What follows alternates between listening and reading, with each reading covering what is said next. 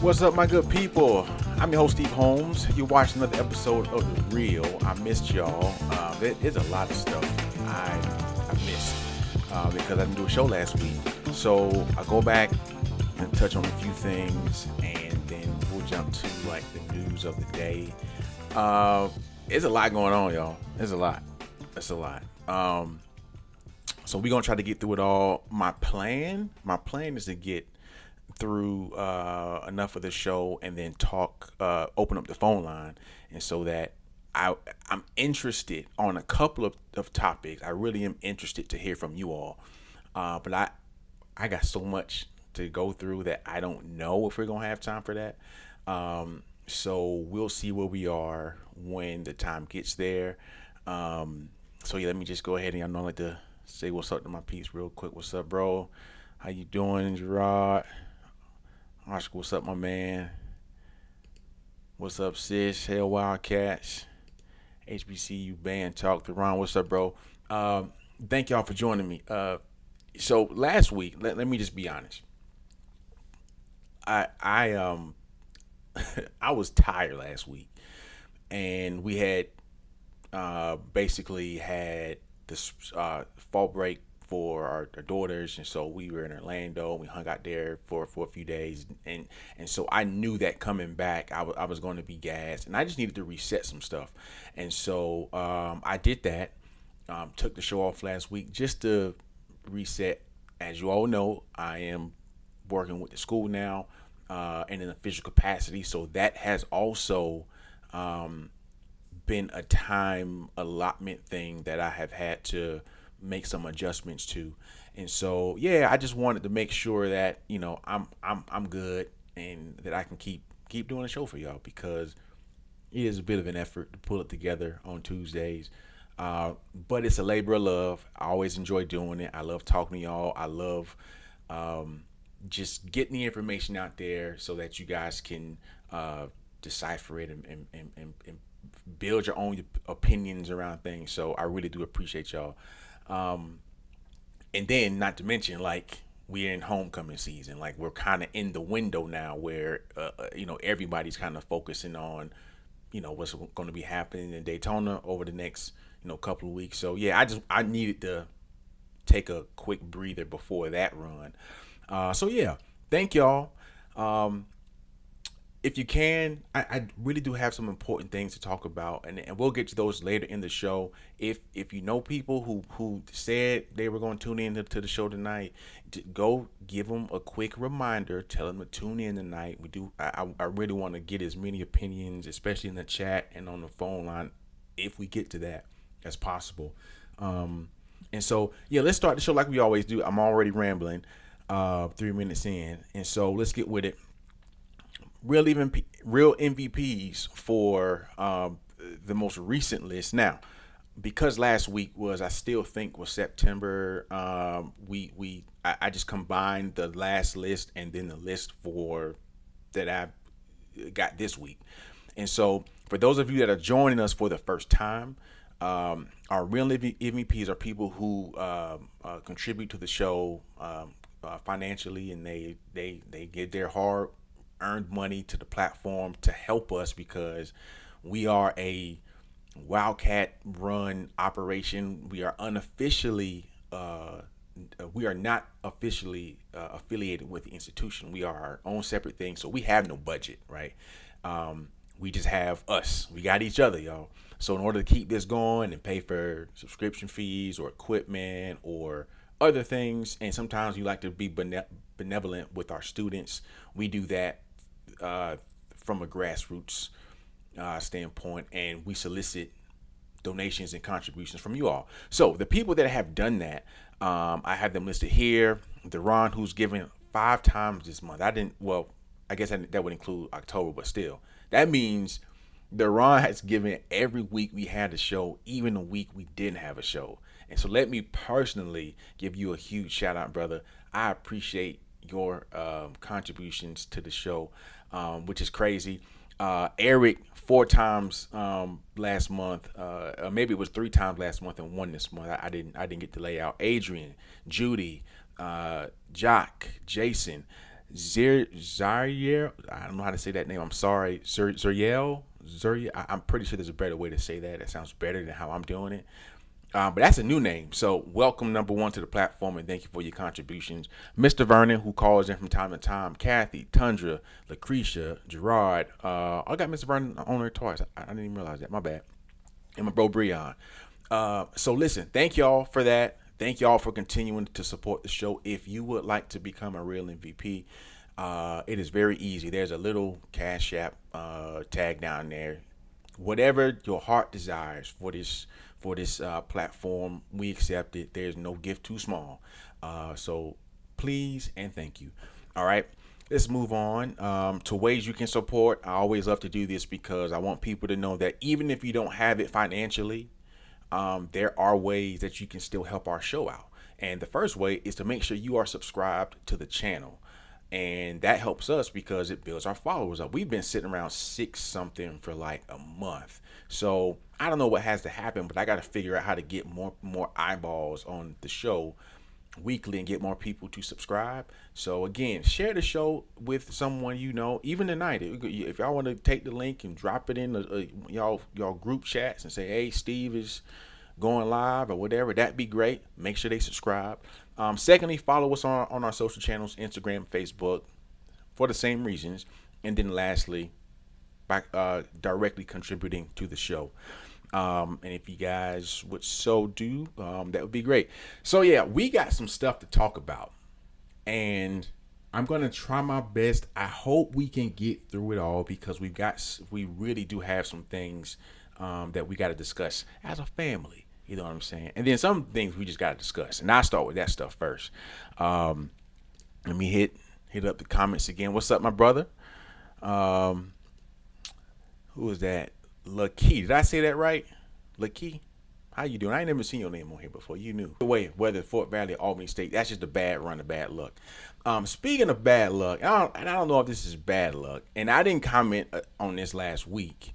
But the whole Joe Bullard Honey Bee Gate, that is taking a bit of a turn because Florida A&M has now appealed to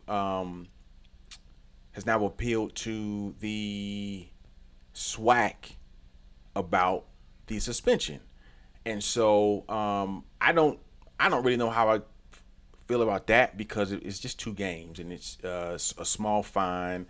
Most people say it was a slap on the wrist. I don't know if it was good or bad, but what I do know is I do feel like sometimes we get up in arms about things. And I just wonder sometimes, I'd be like, are we really like, are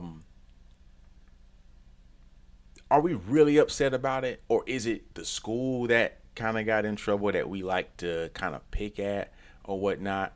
But my point is, if you want to know where I stood on it, number one, 2 things can be true. Joe Bullard, I think he knew better than to make that comment. And he's been in the game long enough to know that. I just think there's some things you can say and you can't say. And that felt like it was a bit over the line. Now, the other thing that can be true is we've heard way worse from our band announcers.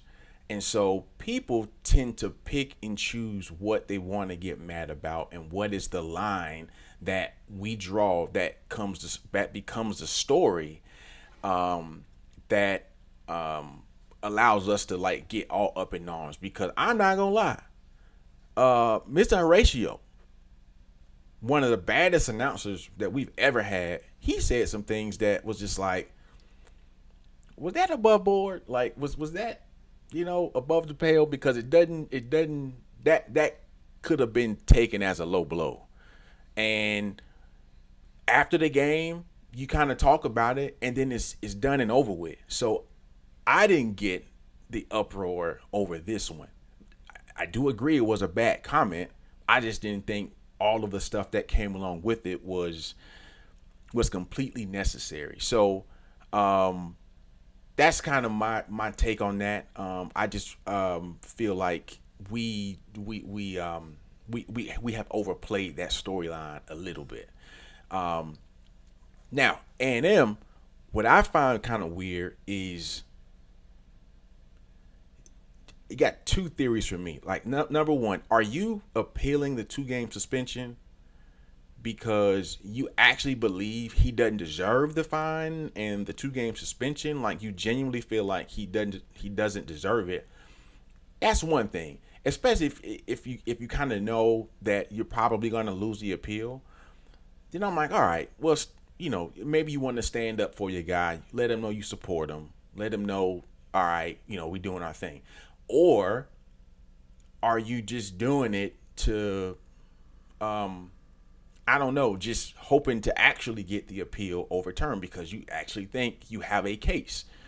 And so, in either instance, 2 games and $10,000 to me, I don't know if it's worth putting it back in the news trying to appeal it. That just feels like, okay, now you're putting a bad story like right back front page for everybody to see. And it's like, is that does that make, I don't know. So I don't know the play here. And let me say this about Joe Bullard. I respect Joe Bullard. Joe Bullard is an absolute legend in the game. He's one of the greatest announcers that has ever done it. And he can be very classy, and he also knows how to be, again, he said what he said, so he's got that edge to him as well. So I hope that whatever happens with him, they can just move past it. Joe Bullard also is a Jones High School Tiger, so you know what I'm saying. I'm a J High Tiger. So again, I support him. I don't support what he said. I think his punishment, 2 games to me, is nothing. That feels like something that he can probably swallow, and we forget about it in 2 weeks. But now it's back in the news. So yeah, let me check out the comments. Let's see what we got.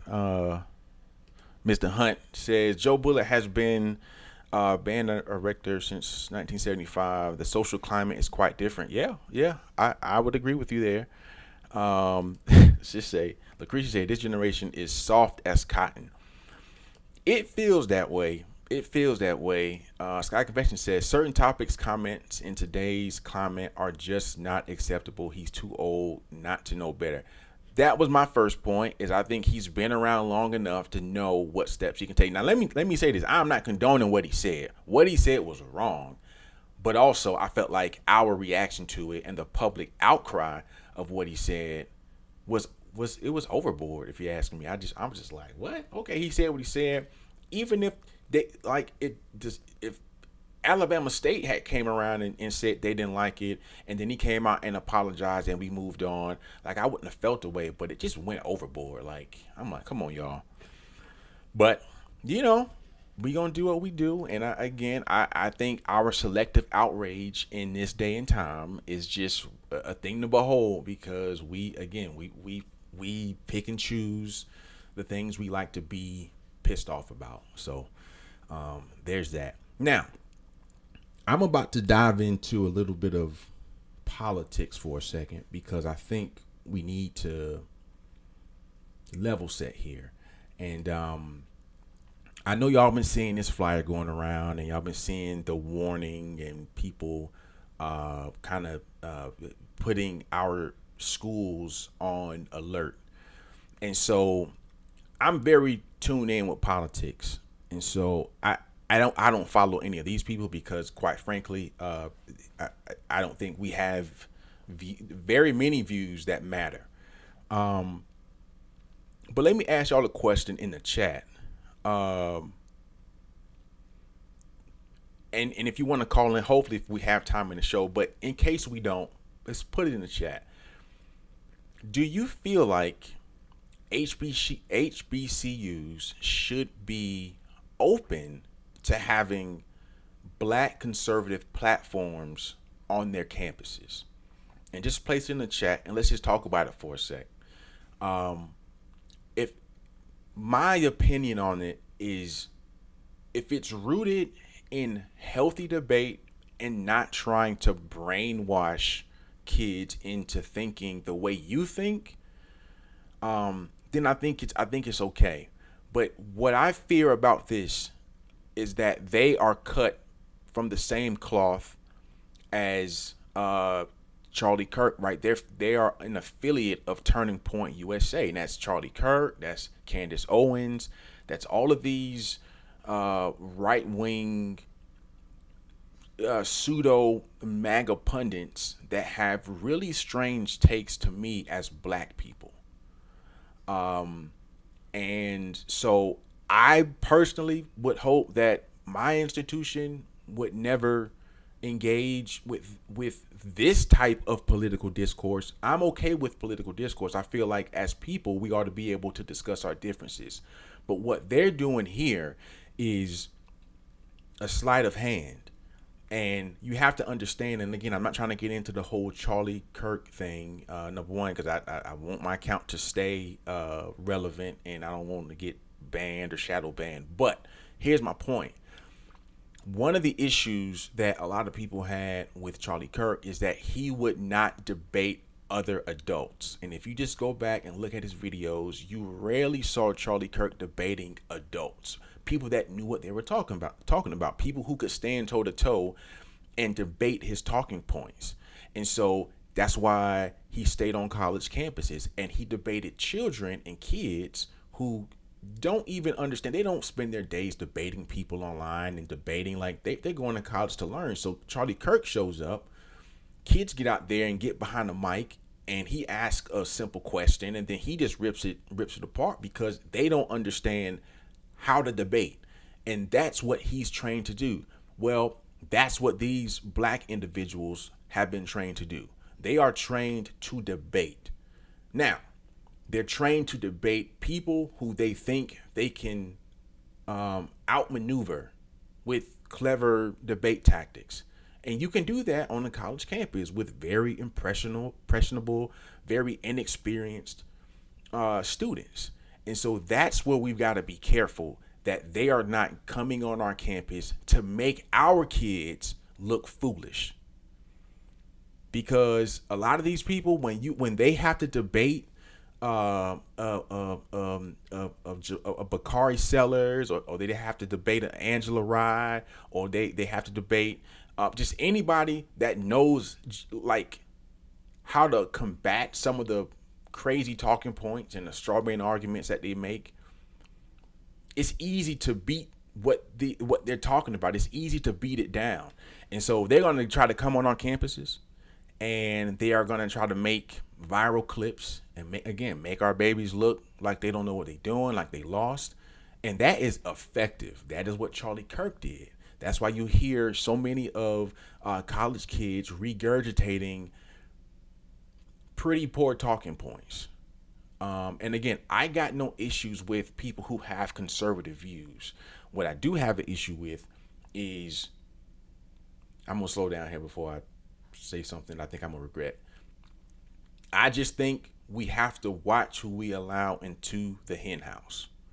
And so we can't just, for the sake of diplomacy or for the sake of open discussion, let anybody that has a pulse come on our campus and talk to our children.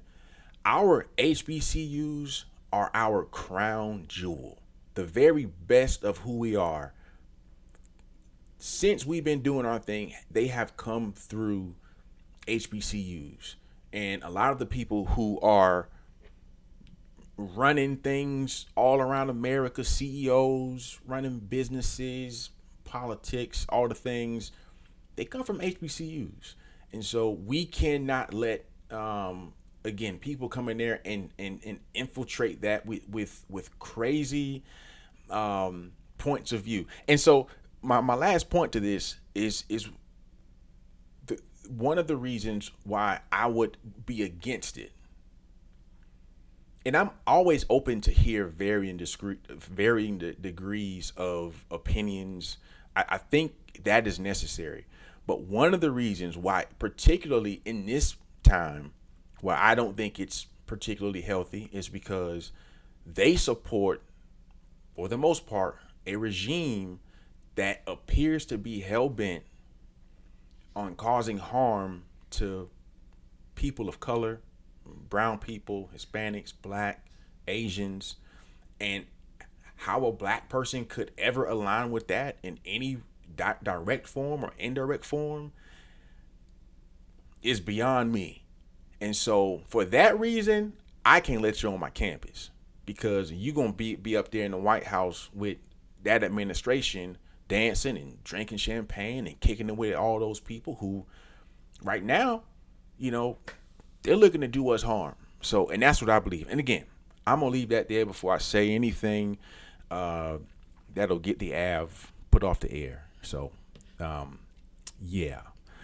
So I just let me go to the comments. Yeah, let's see what y'all saying.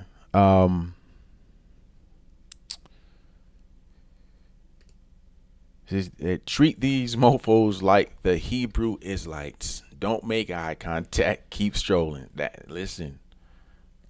At this point, yeah. I think it should be open if it's healthy debate, says Oscar. It is meant to make a scene and make our HBCUs look bad. Then they can go somewhere else. Yeah, and that's what I say.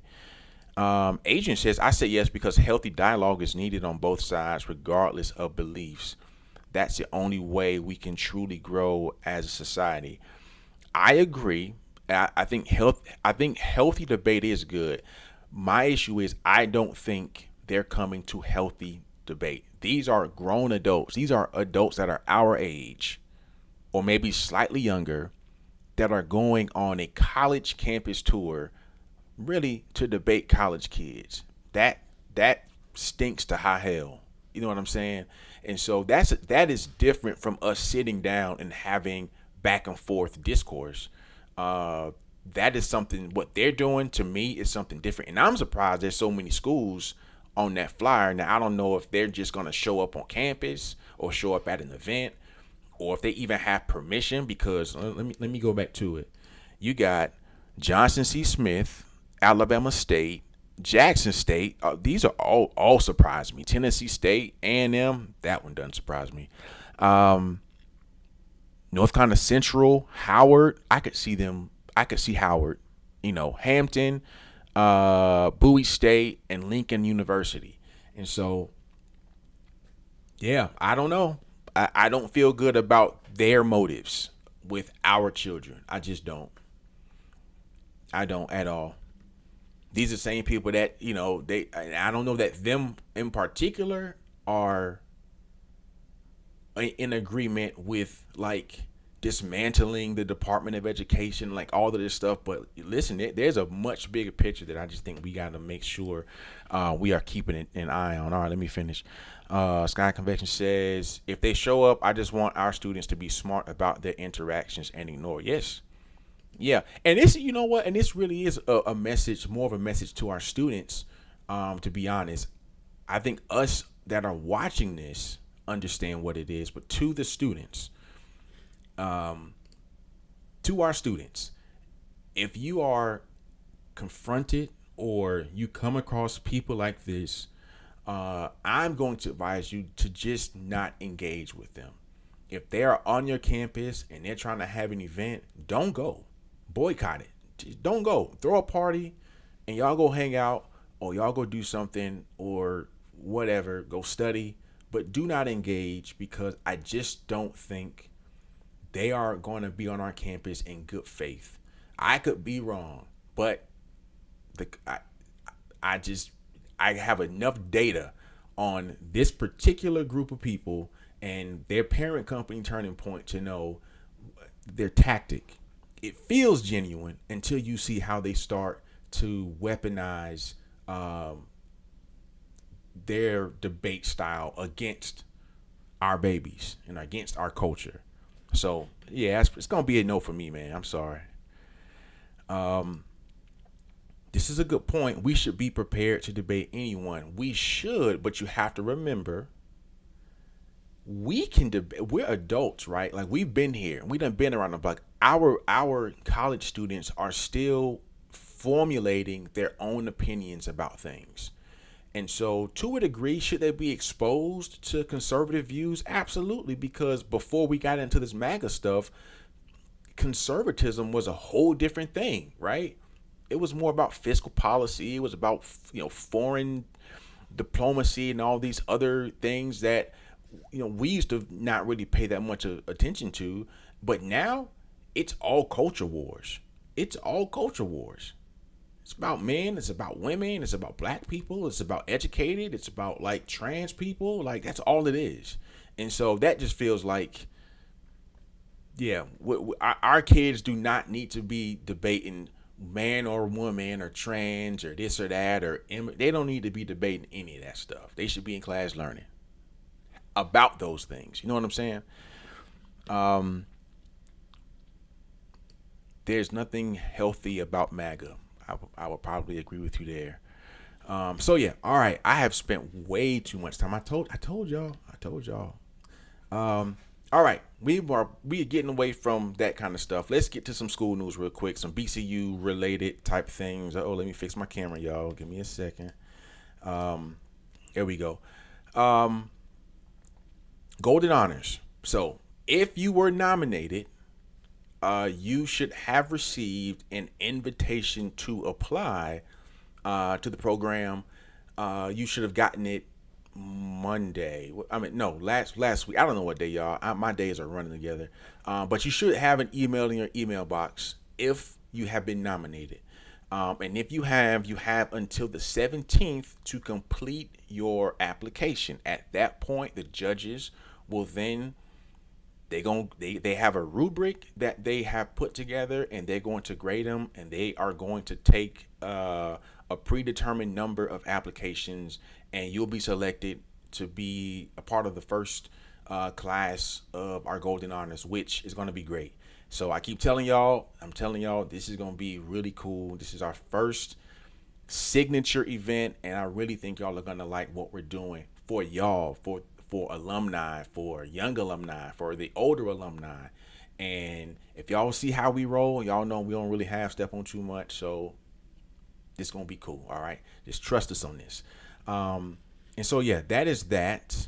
And so let's move on to some more Cookman news. This one is near and dear to me. The Jazz Combo. This is almost like a church announcement, but my brother Kedrick Redding, y'all know Kedrick. If you don't know him, he is the band director, and he's the director of practice, I think is his title, for the music program. And so they have given him the Jazz Combo and the Jazz Big Band. They're performing October 12th at 242 South Beach Street. This is near and dear to me because I was a part of a Jazz Combo back in my day. I loved it. I even got to travel to Madrid and Barcelona with Dr. Powell and the Combo, and we had a blast. So this is near and dear to me. So I want to make sure that I can give Kedrick and the program just a little amplification. You know what I'm saying? Because they're great. They just restarted it last year. It's been gone for 20 something years. So seeing them back up and rolling just warms my heart. I love it. So if you in Daytona, go check out our BCU Combo. They are performing on the 12th, which is a Sunday at 2 p.m., 242 South Beach Street. All right. Now, one of the bigger, more underrated stories of the day is this new BCU Global online program. Listen, people, the school, the institution, Dr. Mosley, VP Paramore, and I got to meet for the first time Dr. Bennett, who this is her baby. And so what they've done is put the university online for certain groups of individuals. And I personally know a few people who went to Cookman and left and didn't finish their degrees. And maybe because I think the institution is private, it was hard for their degrees to transfer or whatnot. So a lot of them let their degrees or their coursework kind of sit. And so this is a really good opportunity for everyone to who hasn't finished their degree to go back and finish it. And now you can do it online. You don't even have to come to Daytona. Right. So the school is really pushing forward from an innovation standpoint and trying to get people back in the fold and finishing their degrees, which I think is an amazing thing. I mean, I personally know several people who would benefit from a program like this. And it's just not for them. It's also for, I think they call them non-traditional learners, who don't necessarily want to do the 4-year thing, but want to obtain a degree in certain fields. So I would implore everyone to head over to the website, check it out. Obviously, for the people who are interested, I think once you apply or once you request for information, they got somebody who's going to reach out to you and all that stuff. So it's an amazing program, and we're hoping you guys like the rollout. I did have a little bit of help in that. So yes, BCU Global is now live. This is their accepting applications for spring. So I mean, if you're going to apply, obviously you got really 3 months to get it done. Let me take a pause and go to the comments again. Let's see. Sumner says, "How about seasoned alumni instead of old?" I didn't mean old like that, Sumner. My bad. Like my bad. So just so you know, he's speaking of the Golden Honors. So we have 3 categories. We have our young alumni category, which is current seniors, or pre-alumni, excuse me. They're current seniors that have shown, really good energy towards becoming good alumni. And then we have our young professionals, which is under the age of 40 or 40 and under. And that'll probably be like the biggest group, I think, but I'm not sure. And then we have the Vanguard, which is our anything older than 40. And so I should have said Vanguard, not older alumni. My apologies, because I'm 42. So I'm basically in the older group myself. So I meant no harm. If anybody felt the way about that, my bad. I didn't mean to call y'all old, because I'm calling myself old. You know what I'm saying? Vigor speaks, specifically catering to non-traditional students and stop outs.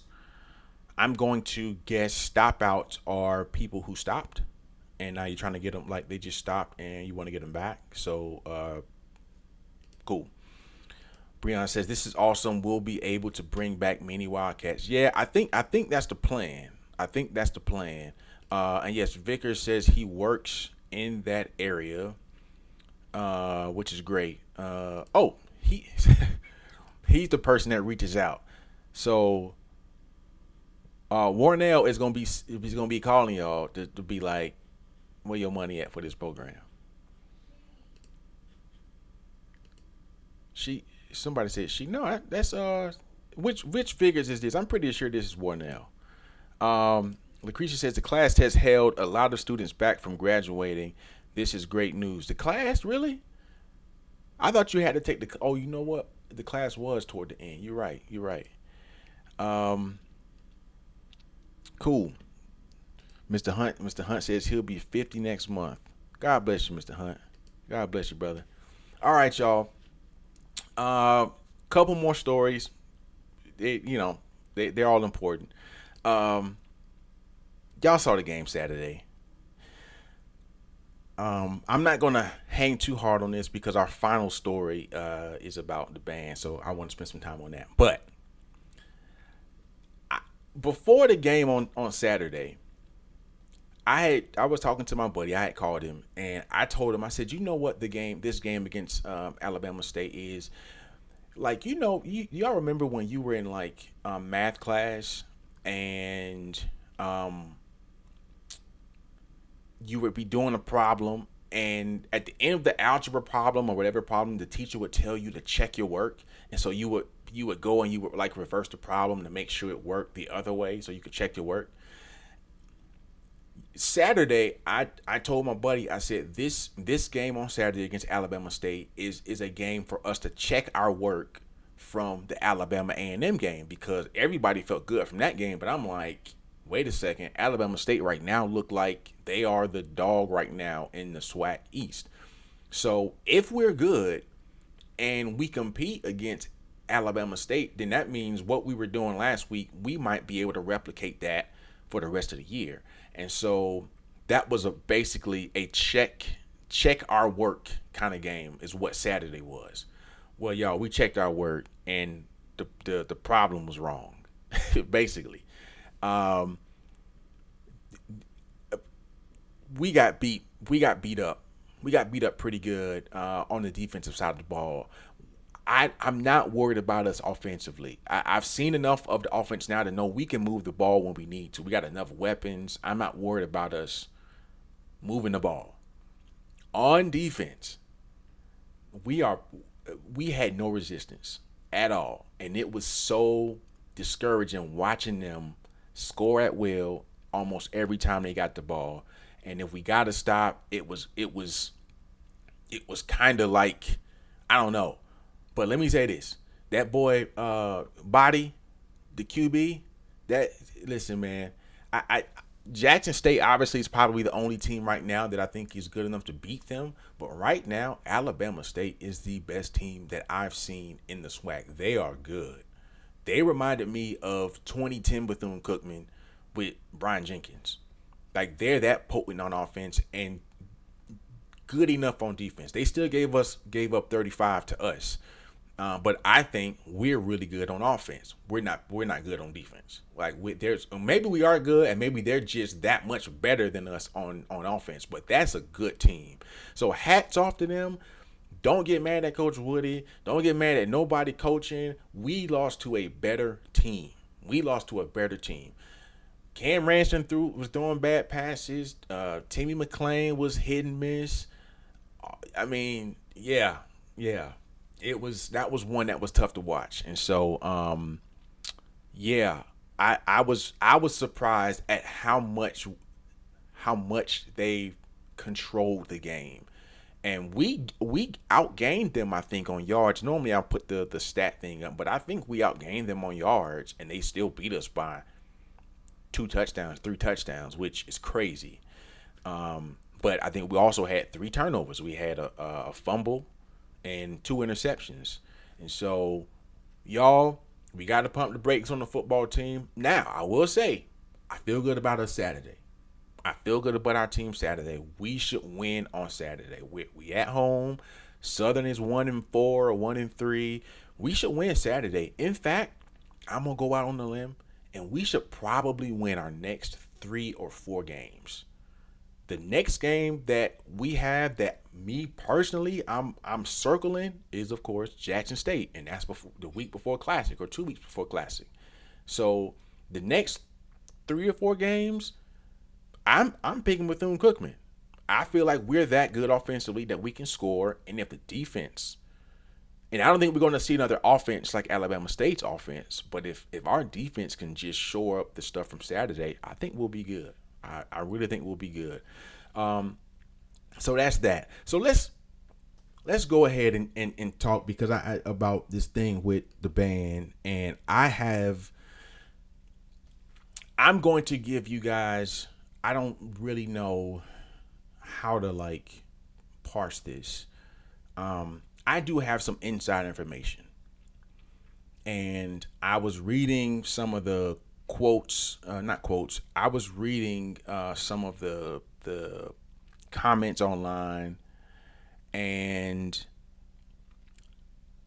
I think a lot of people are wrong about the why. And so let me do this. Before we do that, let's go back and just figure out how we got here. I'm gonna read the letter. I printed out the letter from Wells. So, Band of the Year started maybe 2 or 3 years ago. It's put together by HBCU Game Day and ESPN, and I think Red Lobster is like the corporate sponsor of that. And it's supposed to be like an ancillary event that flows over to the Celebration Bowl in December. Like, it's supposed to be in that network of events. And so over the years, the setup has been every week or every couple of weeks they grade each band based on the shows that they did that week, and they spit out a poll, and then they rank the bands. And that's been pretty much the run of it. And at the end of the year, the band that has like the most points is crowned Band of the Year, and then they get to go to Atlanta at the Celebration Bowl, that Friday night there's a battle of the bands, and they're like the feature for that night, and it's like them, and then it's like two or three local like high school bands or something like that. So, and then you get to be crowned band of the year. I think they talk about you on ESPN at some point. So there's it's a vanity competition, like, of, if you've ever seen one, it's a purely vanity competition. Like, let's just go ahead and set that straight. You don't really get anything for it, but just some bragging rights, like most of our competitions. And so, what I do know is that Mr. Wells has asked the promoters of the event on several occasions to not include Bethune Cookman in the voting. He does not want the band to be a part of it. And some of you are going to say, well, why? Well, I'm going to read to you word for word his words that the band posted. So I'm not sharing with y'all anything that's not already public. And I'm reading for the people who might not have seen it yet. And it was small. Hold up. Whoever made that graphic, now listen. Now we got to work on that. Was too many words to put on that little small graphic. So I'm slapping somebody's hand for doing that. But anyways, Marching Wildcats alumni and supporters, I pray all is well with each of you. And this is from Mr. Wells, y'all. I want to take this opportunity to share the position of the Marching Wildcats regarding the Band of the Year competition and ranking system. As director of bands, I have been a supporter of this competition concept. I have never been a supporter of this competition concept. I believe there are better, more meaningful ways to showcase and celebrate HBCU marching band art form without placing us in direct competition against one another. Marching band is not a sport, which some people would debate that. It is an academic entity and serves as an ensemble credit for instrumental music education majors. Other organizations with similar events highlight our talents while fostering an atmosphere of mutual respect. I'd imagine he's talking about Honda Battle of the Bands, the other battle of the one that's out in Houston that they moved to down south, like some of the other just exhibition style battle of the bands. These organizations include the band directors in the planning process while hosting conference calls to answer questions, exchange ideas, and address concerns. Bands must apply to participate, and if you choose not to, your program will not be included in any promotions or rankings. This level of professionalism is the standard we should expect and demand. Despite, and this is the part where he is making his point. Despite my repeated requests to exclude the Marching Wildcats since the event's inception, my requests have been ignored. Instead, it feels as though we are being forced into participation. I cannot, in good conscience and as an educator, accept this rule of thought for the young women and men I represent in this band program. Let me be extremely clear. I hold no ill will toward the band directors or bands who choose to participate or the event itself. Every program faces different circumstances, and I wish my colleagues nothing but success. I remain a fan of all HBCU bands because we share a unique and powerful art form that cannot be duplicated. We must also demand respect, and this is what I think is important. We must also demand respect and protect our HBCU band culture, which I agree there. If we fail to do so, we risk losing ownership of what makes us who we are, which is right. These views are mine alone, grounded in 42 years as a music educator and band director. They do not reflect the positions of any other HBCU band director. Thank you for your time, and may God bless you all in a mighty way. And that's the last line. Thank you for your time, and may God bless you all in a mighty way. All right. So, I don't know what I did that for, but So let's parse this for a second. I'm seeing a lot of comments that the Marching Wildcats are scared and stuff like that. Let me say this: the marching pride of Bethune-Cookman University is second to no one. We are scared of no one. You may have a problem with some facet of our program or whatever. That's a you problem. Don't care. The program is scared of no one. They are not scared to compete. Mr. Wells has never been scared to compete. Now, we have a different philosophy than maybe some programs, and that's fair if you don't feel like it matches with your programs or your bands or your conferences. But let's just make this abundantly clear. The Bethune-Cookman Marching Wildcats are scared of no one. There is not a band that we will stand in front of and feel any kind of fear of. So you got to understand, like, we're not built that way. Like, Mr. Wells has built a class of machines. They do not care. They don't care. So I want to make sure we can just put that to bed. We ain't scared of nobody. Secondly, Jackson State pulled out of this thing first. Y'all remember about 30 minutes ago in the show, I said we pick and choose what we want to be outraged about. This is what I mean. When Jackson State did the exact same thing, they sent a statement on behalf of their band director that basically explained that they don't want to participate in it. Now everybody would call Jackson State right now the program of programs. Everybody would say they're kind of like the flavor right now, and I would probably agree. Like they doing their thing. Nobody said anything to them. So why all of a sudden, when Mr. Wells says what he says, we got people talking about the program scared? That don't make sense to me. That does not make sense to me. And y'all know how Cookman roll. Like we ain't, you know what I'm saying? Now let me say this: if you wanna criticize the book, I'm not gonna stop you from doing that. I will be right there with you when I feel like we need to refresh our book. But that aside, Mr. Wells continues to drive this program and make it be like the belle of the ball everywhere they go. When they show up, you know what you're getting from the program. You know this.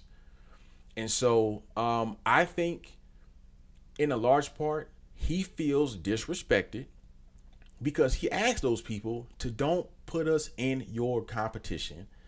And I feel bad now because we posted a graphic like 3 weeks ago that basically highlighted that they had been ranked number 2 or number 3. And so not realizing that the program, they don't want no parts of that. You know, and it don't matter what I think. I thought it was a good deal, but that it ain't my program. You know what I'm saying? Like that ain't what I think don't really matter. Mr. Wells knows way more about the intricacies of how they do things. And I don't think that he would just make that decision in a vacuum. I think Mr. Wells could probably knows some stuff that's happening on the inside with that program with maybe certain people that he just don't jive with. And Mr. Wells don't rock with you, he don't rock with you. You know what I'm saying? And so I think we got to respect Mr. Wells for looking after Dr. Wells from looking after his program in the way he sees fit. Like, this is the same guy that took his program. He brought his program for 10 straight years to Honda. And no, that's not a judged competition. But if you running from competition, like some of those years, we shouldn't have shown up if that's the case, because there were some lineups where it was Southern, it was Jackson State, it was A&M, it was that band, it was that band. We stood right there. Do what we always do. Show up, show out, take it on home.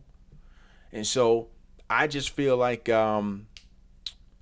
people have to Just take a step back and stop running with stupid narratives. Some of the comments, I'm gonna pull it up so I can just show y'all, hear some of the stuff, or see some of the stuff that people are saying. I just find it foolish, to be honest. And I know some of it is just, y'all know people are gonna be difficult. Because we almost out of time, so I'll end it here. I'm going into the post. So if y'all got some comments in here, y'all better take them down before I start reading them. Listen, look at this: 841 likes or comments, 168 shares. So Sean Harrison says Donovan has been dialing it down for decades now. It's time for him to step down and let someone take BCU and the formula he created to the next level. He doesn't want to compete in this because it would call for him to have to step outside of his boring comfort zone while bands like A&T innovate. He has no desire to have to do that, so rather opt out to continue dialing it in. He had no issue paying for his band to travel to Defeat the Beat where they won, because that style competition, one and done, allows for him not to be challenged to go further than what they do regularly. Let those kids be free. The band world is different from 1998, and BCU hasn't changed since then, from going from BCU to BCC to BCU. We love the consistency, but we also love growth. It's time for the next generation to make their mark. I'm going to let y'all comment on that one. Let me say this, and I'll be honest. I do believe the program has to look at itself at just like any program does. You ought to be able to go back to you ought to be able to look back and say, where can we improve? What can we do differently? How can we innovate? How can we do this better? How can we do that better? I'm okay with that. Self-reflection. I do believe the program could benefit from that. But I think the way this is framed is as if Mr. Wells is scared to compete. Mr. Wells has never been scared to compete. That is crazy. That is crazy. That is crazy. And this is not even a real competition. This is not even a real competition. You have random people in some back room every week that's punching out a scoring card. And I think one of the issues Mr. Wells has with this is that they don't know how they're voting. They don't know how they're reaching. Yeah, they put it on a website, but if you look at how they voted in some of the past weeks and you base it on what their rubric or their scoring sheet is, it doesn't add up. It does not add up.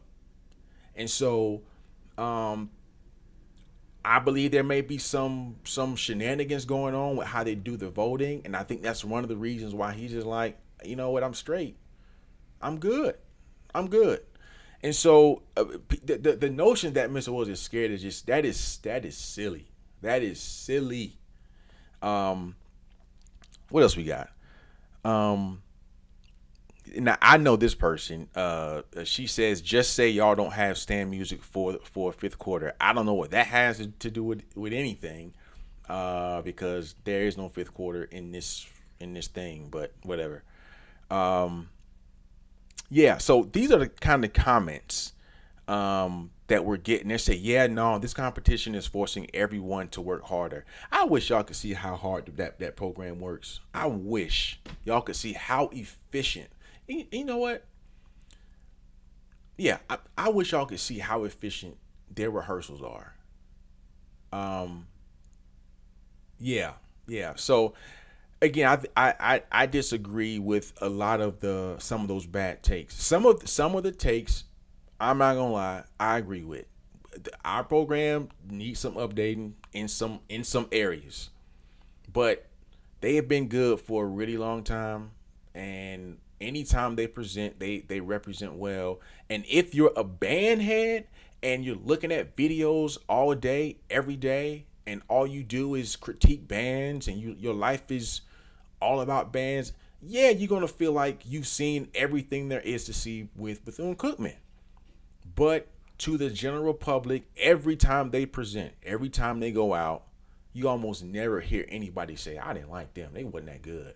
Most people be like, "Damn, Cookman, that's a good band program." You gonna get that most of the time. So yeah, I'm sorry. I know I went on the whole rant, y'all. It's 9. I didn't open the phone line. I ain't been in comments. Um, what else? Let's go to the comments. I'll go over a little bit. Yeah. Oscar says JSU did it.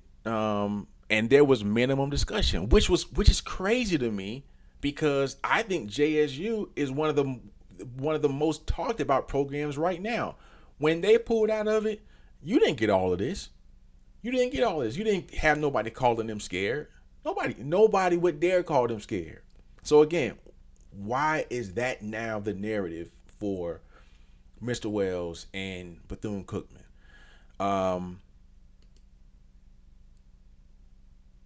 They said last year Norfolk State asked to not be, I think he says cranked, but I think he meant ranked last year, and they were still ranked. That's what I'm saying, y'all. I don't think it's an issue of any of that stuff. I think the people that are running this program are not listening to the band director's wishes. That's bad business. It ain't got nothing to do with competition and all the other stuff y'all are running with. I just don't think Mr. Wells and the Norfolk State band director and Jackson State band directors, and those are all top 5, 6, 7 programs, right? Those are all top programs that are like, nah, we straight, we good. Oh, and there was another somebody I had this queued up. So Don P. Roberts, I know y'all know Don P. Roberts if you in the band world. He was a big FAMU guy, and I think he's over it. Give me 1 second. I gotta move this thing off my screen. It says band members typically compete immediately upon entering the band in elementary school through high school for seat placements, honor band, all-state band competitions, and more. I personally think it builds character and confidence. If you were ever a part of an SWD band, you knew competition was a daily part of rituals and routines. I would love to get some fan feedback regarding competition on the collegiate level. Now, what I did not appreciate about that is that he didn't even use the entire context. He just pieced out Mr. Wells' first 2 sentences or first 2 paragraphs, and then asking everybody to give their opinion on half context. And so I don't know. I don't necessarily I'm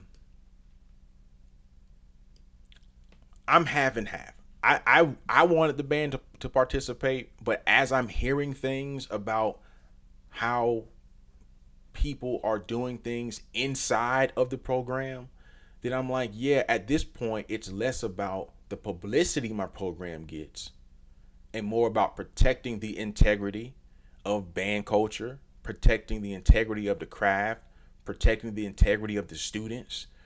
And that becomes paramount versus just being ranked 1 or 2 or 10 week in and week out like that. And again, it's vanity. It's not even real competition, because if we're being honest, if we're being honest, Cookman would rank higher than a lot of bands week in and week out on most categories, because they're basing a lot of it on field shows. They're going to rank higher than a lot of programs because they do solid field shows and they look good and they sound good. Like when you're getting judged, like if that's what they're judging for, they don't care how new or old a song is. They're looking at general effect. They're going to check all the boxes, right? So this whole thing is crazy to me.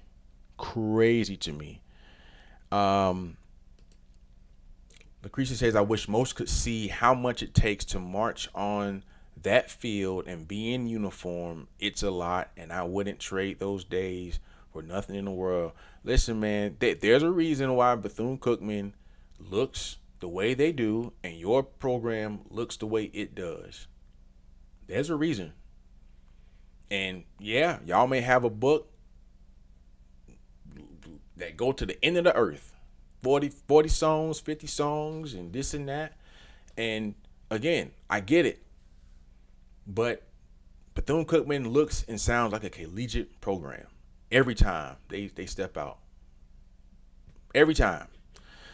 All right, let me go, y'all.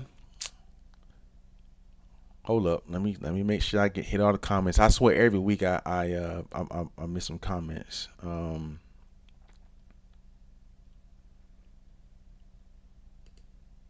Yeah. Oh, yeah. So, and this is a good point.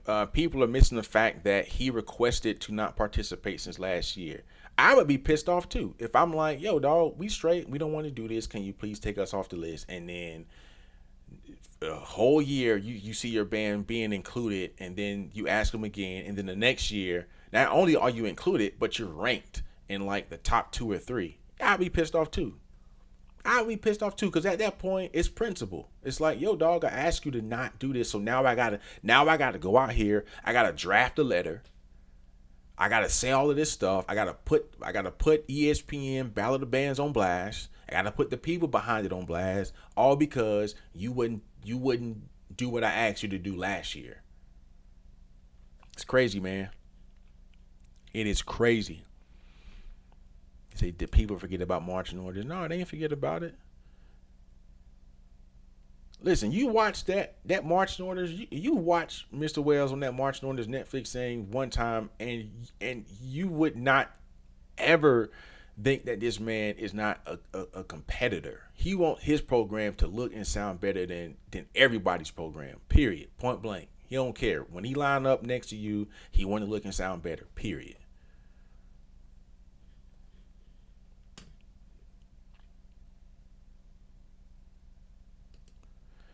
Sky Confection says it's also the reason so many of our music educators have top-notch programs. So let me say this. Let me say this. Um, and I got somebody calling into the show, but I don't know if they're calling me or calling into the show or not. I don't know. But when the phone line is a no go. I'm already over time, but I want to hit this message by Sky Confections real quick. This weekend I was at a battle of the bands, and I was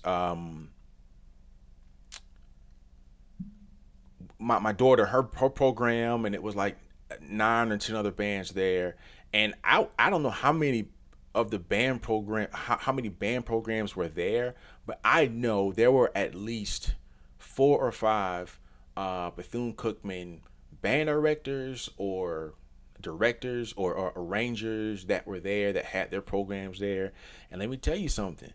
The programs that had Bethune Cookman directors were the better programs. It was pretty clear. There were a couple that didn't have Cookman band program. My daughter's band director went to like Mississippi Valley State, I think. They were good. But in the Atlanta scene, there's a lot of Bethune Cookman marching band like royalty in the city of Atlanta, which is like HBCU marching band like capital, right? And so that used to be ran by this guy John P. Roberts, and now it's ran by Monica Fogg, who's a Wildcat, and then Linnell Goodwin, who just got promoted to a position at the county office, and Deron Phillips is at a position at the county office, and you got Dexter Bailey, and then you got there's like 4 or 5 other like really good band directors that are running the city of Atlanta from a high school band standpoint. So whatever you try to say, man, about the program, or you don't like it, or like the program is doing its thing, man. It's doing its thing. If you want to critique the book, critique it. Like, I get it. But the program is the program is the program. And we just like what I don't want this to turn into is people start bashing programs for doing things that they think are the best moves for their programs. And Dr. Wells is, I think, making a decision for his program, not for fear of anybody. It ain't a band out there that Bethune-Cookman fears, and I'm not. That's my last time saying that. John Bennett says, yes, JSU is getting highly criticized by other HBCU fans. Ain't nobody calling them scared, though.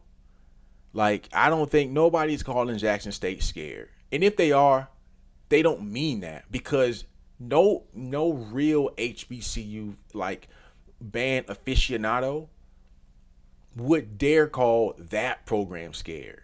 Like, you know what I'm saying? And if they are, they just talking. Like, and I think that's the whole point. He said if FAMU wasn't the reigning champs, would BCU speak out? Again, this is what I mean by just saying things that just don't jive with the facts. Mr. Wells asked to be removed off the list last year before FAMU was even considered for the award. He didn't want us included in it last year. FAMU won. Okay, good for them. I thought FAMU should have won last year. They were solid last year. FAMU was solid last year.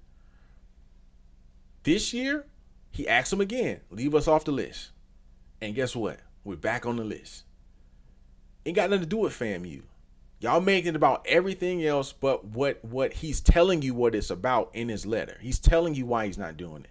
And so I said I'm doing like 5 times, and here I am still talking.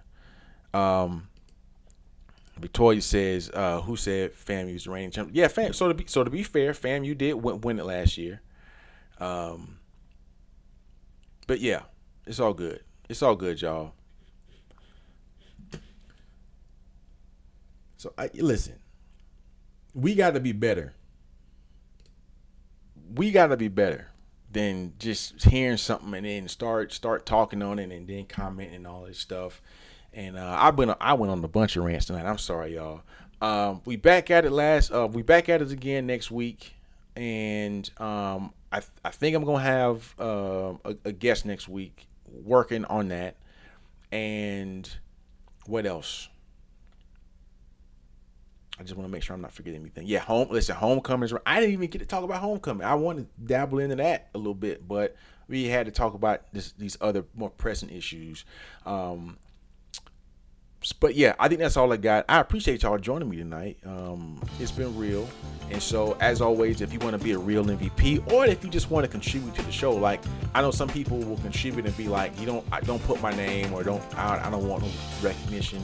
I'll do that. Feel free to always do this. Yeah, to hit that little tag for Cash App, donate to the show. If you're watching me right now, please hit the subscribe button. I'm trying to get to like 700 like ASAP. If y'all can help me do that, hit the subscribe button. That'll help us continue to grow. And I appreciate y'all. Y'all stop arguing in the comments. And don't entertain people that say stupid stuff about the band program, because it's just not worth it. Mr. Wells has said his piece. Y'all got to move on. We're not going to be included.